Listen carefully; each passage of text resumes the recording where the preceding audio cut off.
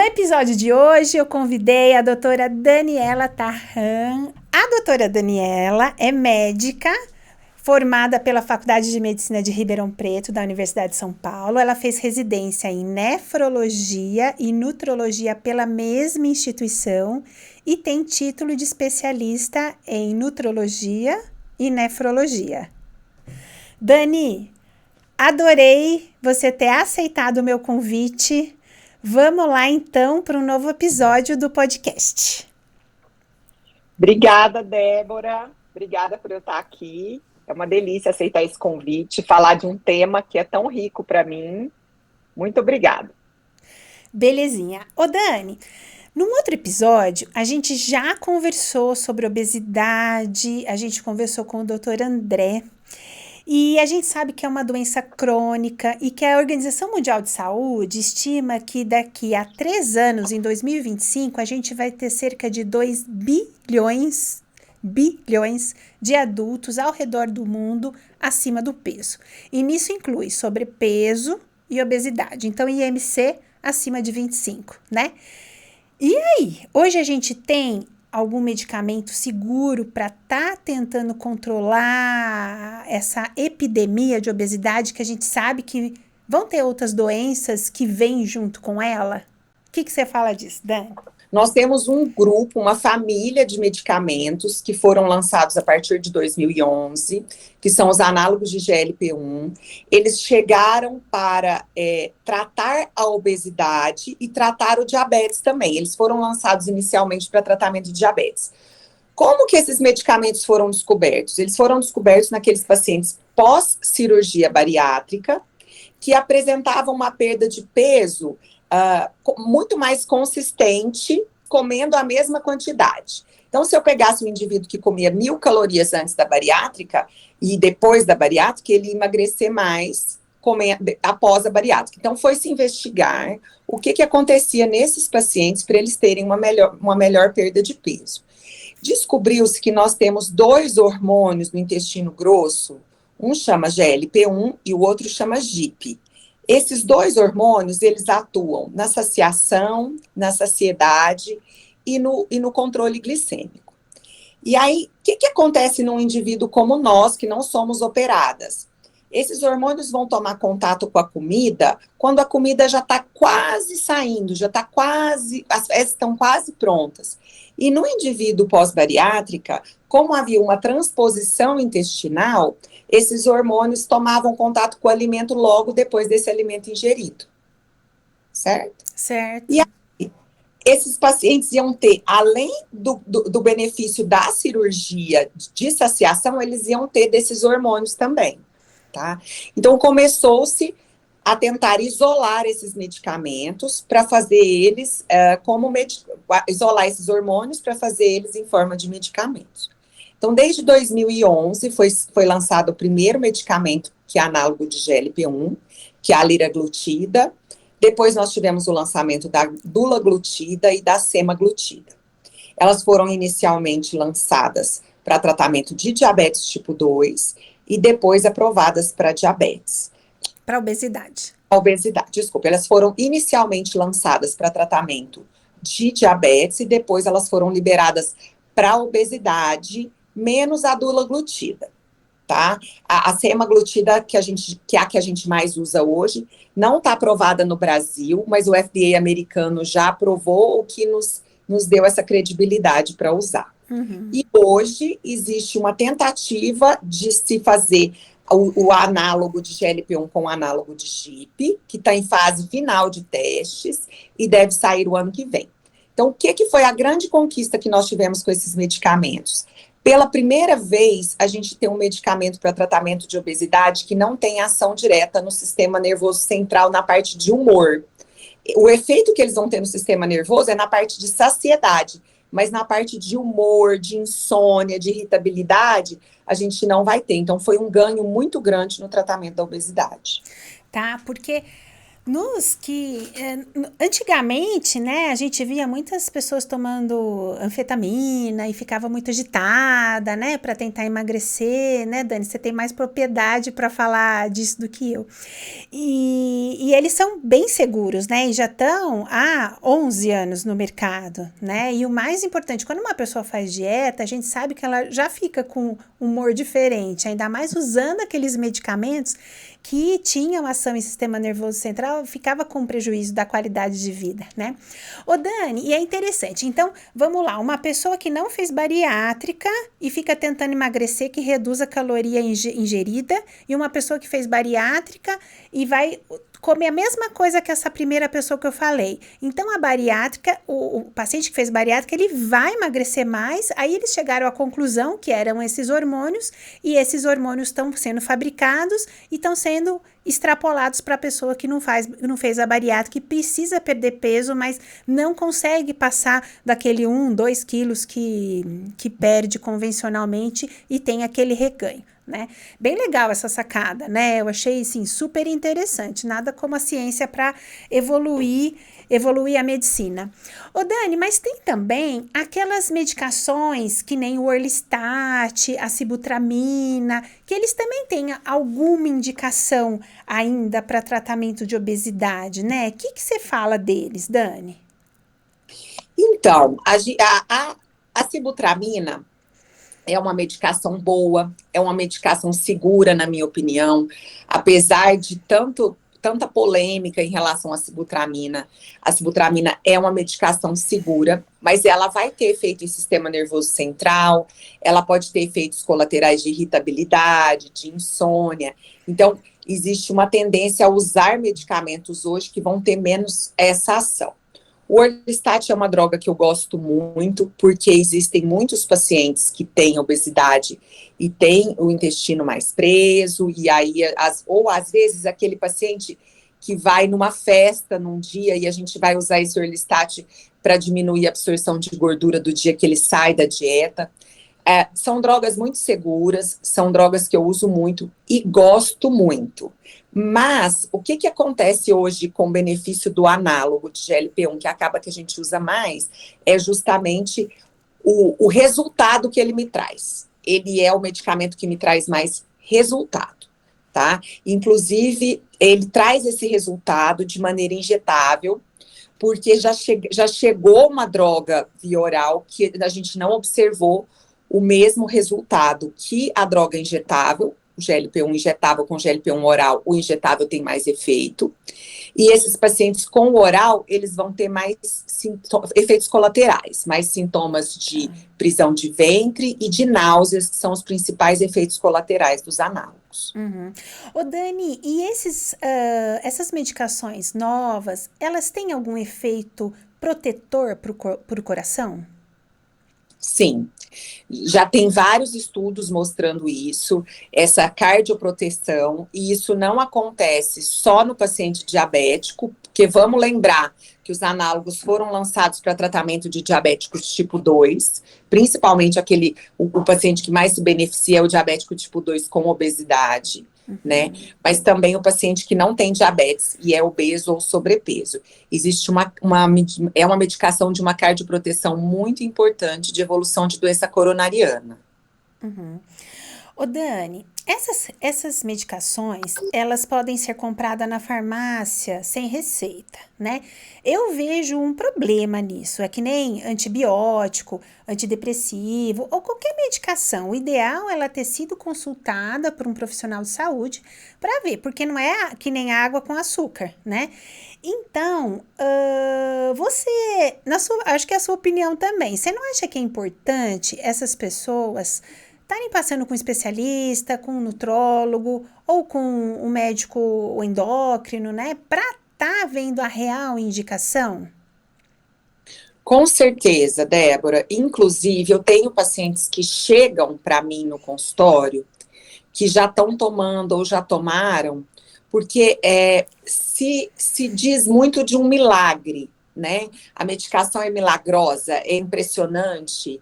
E as pessoas até chegam a achar que é um milagre tão grande que elas não precisariam fazer nem dieta nem atividade física. E aí essas pessoas vão na farmácia, perguntam para o irmão, para o tio, para o vizinho como que toma, compram sem receita e começam a tomar. E o que, que a gente observa? Às vezes, paciente que não tem indicação, às vezes, paciente que tem um refluxo grave, por exemplo, que é uma contraindicação, uma das contraindicações relativas, e aí esse paciente piora outras coisas. Mas tem uma coisa muito importante nessa história que eu acho que a gente precisa frisar, é que o análogo de GLP-1, ele não zera a sua fome, ele aumenta a sua saciedade. O principal efeito dele é na saciação e na saciedade. Então, aquele paciente ansioso, aquele paciente compulsivo, ele consegue comer tomando o análogo de GLP-1. E aí, então, esse paciente chega e acha que a medicação não presta, né? Ele começou a tomar sozinho, e é interessante ver a indicação, porque na consulta, na entrevista, a gente já entende aquele paciente que tem fome e aquele paciente que tem vontade de comer, ou que tem os dois. Tá? Então, o análogo de GLP-1 ele vai ser muito bom para o paciente que tem fome, ou para o paciente que tem uma dificuldade de perda de peso já com uma dieta certa. Agora, para aquele paciente compulsivo, para aquele paciente que tem uma compulsão por doce, por álcool, por massas, que come rápido, que come em um determinado período do dia, gente que tem culpa ao comer, paciente que sente culpa. Então, esse paciente ele tem que fazer um outro tratamento que é com drogas que vão agir sim no sistema nervoso central. E aí essas drogas vão ser bupropiona, topiramato, naltrexona, às vezes fluoxetina, entre outras. Mas eu preciso fazer um tratamento combinado, ou às vezes eu nem vou usar o análogo de GLP-1, eu vou fazer o tratamento da compulsão mesmo. Uhum. Não, é super importante, Dani, porque às vezes o remédio é indicado para uma pessoa e não é o mesmo indicado para o vizinho dessa pessoa, né? Então, hoje em dia, infelizmente, ainda não tem receituário próprio para essas medicações e a gente pode estar diante desse problema. Ô, Dani, quais que são as principais contraindicações do análogo do como é que é? Análogo de GLP-1. De GLP-1. Então, a questão, ele é uma medicação até muito segura, sabe? É uma medicação que tem pouquíssimas contraindicações. Mas aquela paciente que já tem, ou aquele paciente que tem uma história de uma constipação intestinal crônica muito importante, e de refluxo gastroesofágico importante, gastrite, eu vou ter mais cuidado para medicá-lo, às vezes eu vou tentar medicar com outra coisa. Porque na hora que você reduz, um dos mecanismos é reduzir a velocidade de esvaziamento gástrico e ela reduz a motilidade toda para baixo também. Então, esse paciente vai ficar mais tempo saciado, até porque o estômago fica mais tempo cheio, ele demora mais para se esvaziar. Mas esse efeito vai até o intestino grosso. Então, esse paciente vai ter uma prisão de ventre maior. Então, esses são os principais efeitos, o que nos leva a não prescrever por contraindicações. Tá. Bom, Dani, e a cirurgia bariátrica? Vamos conversar um pouquinho dela. A gente sabe que as pessoas têm muito benefício em fazer cirurgia bariátrica, as pessoas obesas, né? O que você me fala de indicação para bariátrica? Quando que você vai falar para o paciente, olha, o seu tratamento não está a gente não está obtendo sucesso, a gente vai ter que partir para a bariátrica? Tá.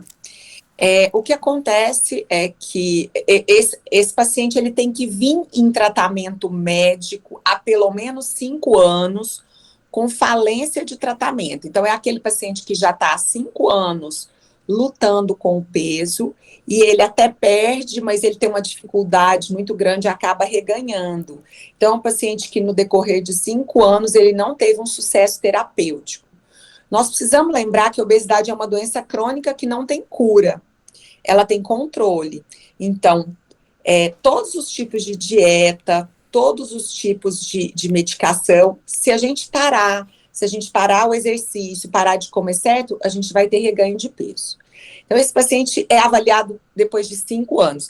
Mas no meu caso, pessoalmente, o que eu respeito mais é a hora do paciente, porque o paciente, às vezes, ele vai chegar para mim, ele já foi em vários profissionais, e ele já está desanimado, e se ele tiver as indicações clínicas, aí a gente já começa a falar sobre isso, mas sempre explicando para ele as, que não é, assim, eu falo muito, eu uso um termo que existe, o emagrecer e o ser emagrecido, né? Então, você fazer bariátrica e não mudar seu jeito de comer, não mudar a sua relação com a atividade física, apenas ser emagrecido, não ser o autor do seu processo, porque o paciente pode fazer a bariátrica e ser autor do processo dele. Então, eu acho que essa é toda a diferença dele entender, dele incorporar isso e ir atrás. Em relação às indicações hoje, elas são IMC acima de 40, ele não precisa comprovar nenhuma comorbidade pela obesidade, se ele tiver IMC acima de 40, ou se ele tiver IMC acima de 35, com pelo menos 2 comorbidades associadas ao peso. Tá, beleza. E quais são os tipos, Dani, de bariátrica que a gente tem hoje, né, aprovado aqui no Brasil e no mundo? Então, a gente vai ter aquela bariátrica que vai mexer só no estômago, que é o sleeve. Hoje em dia, a gente já tem até sleeve via endoscópica. A maioria dos pacientes opera por vídeo, a maioria dos médicos opera por vídeo, mas existe cirurgia endoscópica nesse caso também, e robótica também, né, que a gente já sabe. Mas vai ser o sleeve e o bypass. Hoje são as principais. Existiram outras no passado, como a escopinária, existiram outras mais invasivas, o anel. Então, hoje hoje o que tem se feito são essas. Que tem menos problema a longo prazo no pós-bariátrica. Ô Dani, e tantas pessoas que fazem bariátrica, como aquelas que fazem a dieta e têm que usar a medicação, como você falou, a obesidade é uma doença crônica, né? Então, assim como diabetes, hipertensão, não dá para tentar reduzir o peso e depois voltar até aquela vida que tinha antes, né? Não é que nem tratar uma sinusite, que você toma antibiótico 10, 14 dias e pronto. Não é chutar o pau da barraca e fazer dieta low carb a semana toda, né? Então, a gente sabe que pode existir um reganho de peso, né? O que você fala para mim desses reganhos de peso nesses casos? Tá. Vamos falar uma coisa super importante nessa pergunta sua sobre reganho, que é o seguinte. O que faz você reganhar não é o tipo de tratamento que você fez para emagrecer. Não é a droga que você usou, ou não é a low carb, ou a dieta do sol, a dieta da lua. Não é isso que te faz reganhar. O que te faz reganhar foi emagrecer. O seu cérebro, ele decora o maior peso que você teve na vida por mais de 6 meses. Então, eu pesei um peso por mais de 6 meses na minha vida, que foi o maior, aquele é o meu set point de peso. Então, qualquer emagrecimento que eu tiver a partir disso, se eu voltar a me comportar mal, o meu cérebro vai me devolver para lá. Porque quando você está numa dieta, o seu cérebro interpreta isso como um risco para você. Você está perdendo, ele não sabe se você está num deserto, se você está dentro de uma caverna, o que está acontecendo para isso. Então, a hora que você volta a comer, ele quer absorver tudo de volta para te devolver lá de onde você saiu. Então, a primeira coisa que a gente tem que entender quando começa um tratamento de perda de peso é saber que a manutenção faz parte do tratamento. Então, eu perdi peso, cheguei na minha meta. Não adianta só medicação, sem dieta e sem atividade física. Temos que ter isso em mente. Cheguei na minha meta, se eu voltar a comer errado, se eu voltar a fazer tudo errado, eu vou reganhar. Mas depois de 2 anos num peso mantido, então eu tinha 70 quilos, fui para 60 e consegui manter esse peso por 2 anos. O organismo tende a te obrigar menos a reengordar. Mas nesse período onde você está suscetível ao reganho maior, que é logo depois da perda, existem várias atitudes do seu organismo que vão diminuir a função tiroidiana, diminuir sua taxa metabólica, aumentar sua fome para te ajudar a reganhar. Então tem que ser muito bem observado e acompanhado esse paciente para ele não cair numa cilada dessas, entendeu? É como se a nossa cabeça estivesse nos boicotando, né? É, Acho que o corpo entende que a gente está num ambiente de estresse de risco. e de risco, de estresse, e fala, pelo amor de Deus, essa pessoa não está comendo, ela deve estar no meio do deserto mesmo, como você É. falou, né? Uhum. Então, a gente precisa tentar cortar esse auto-boicote que é da nossa natureza, né? Então, Dani, o indivíduo precisa sempre de acompanhamento, né? Então, eu acho que não dá pra gente falar em ex-obeso. A gente escuta esse termo, mas a pessoa vai ter a condição mesmo da doença e ela sempre precisa ficar atenta para não voltar àquele outro patamar, inclusive quem fez a cirurgia bariátrica, né? Ô Dani, aquela pessoa que fez a cirurgia, eu pego muitas pacientes no consultório e que, assim, não segue mais, mesmo estando aparentemente mais magras, com IMC já adequado, elas podem ter desnutrição, elas podem ter anemia, deficiência de vitaminas, e isso também leva a um prejuízo, né? O que você fala disso, Dani? Então, o paciente, como eu disse, a obesidade é uma doença crônica que não tem cura, tem controle. Tanto um paciente que perdeu peso via cirúrgica ou via não cirúrgica é um paciente que tem que ter um acompanhamento médico para sempre. Assim, ele tem que estar sempre indo ao médico avaliar o hemograma dele, avaliar as condições nutricionais dele, se ele tem uma queda de cabelo, como que está a pele, como que está a unha. E aí a gente pediu os exames para direcionar esse paciente, para ele fazer o tratamento que seja necessário no pós. Mas as pessoas precisam entender, para mim, o que elas precisam mais entender é que é uma doença crônica que não tem cura. Se eu tivesse um diabetes, eu continuaria indo no endocrinologista olhar minha glicemia, eu não ia parar o tratamento do nada. Então, encarar a obesidade dessa maneira. Tá. Dani, adorei nosso papo. Me diga uma coisa, que recado você quer deixar pro pessoal que tá ouvindo a gente? Ô, Débora, o recado que eu tenho para deixar é o que eu mais falo. Depois que a gente entendeu que a obesidade é uma doença crônica que não tem cura, eu acho que o mais importante é a gente cuidar dos nossos filhos, das pessoas que a gente ama e não permitir que essas pessoas cheguem no nível de obesidade. Hoje, nós estamos vivendo uma condição de estresse muito grande na sociedade, de maus hábitos alimentares. Tudo isso nos leva a fazer menos exercício, a comer mal, a dormir mal, a ficar mais horas no computador ou no celular. E a gente deixou de olhar para esse lado da saúde. A gente come na hora que dá, do jeito que dá. Então, assim, ter esse cuidado com a alimentação, a priori, antes de tudo, para eu não chegar no nível de obesidade e não ter que, depois disso, passar a vida lutando. Então, se às vezes quem está me ouvindo, quem está nos ouvindo, não, já é obeso e já está nessa luta, que ele cuide do seu filho, do seu neto, de quem ele pode cuidar para não chegar nisso. Excelente. Dani, e você, aonde que o pessoal que está ouvindo a gente consegue te seguir pela rede social, porque você posta bastante coisa legal, aonde que o pessoal pode procurar um atendimento? Fala aqui pra gente. Então, eu tenho um site que é o www.doutoradanielatarram.com.br. No site tem tudo. E eu tenho o Instagram, que é o doutora, né, DRA Daniela Tarram. Então, tem muita dica lá, tem os meus contatos lá, o telefone do consultório.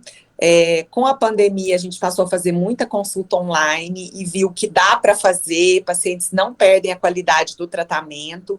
Hoje a gente tem mecanismos para enviar receitas, para enviar exames, tudo online, de uma maneira segura e acordada pelo CRM. Então, eu acredito que podem me procurar do Brasil inteiro. Eu tenho paciente até no exterior fazendo tratamento hoje.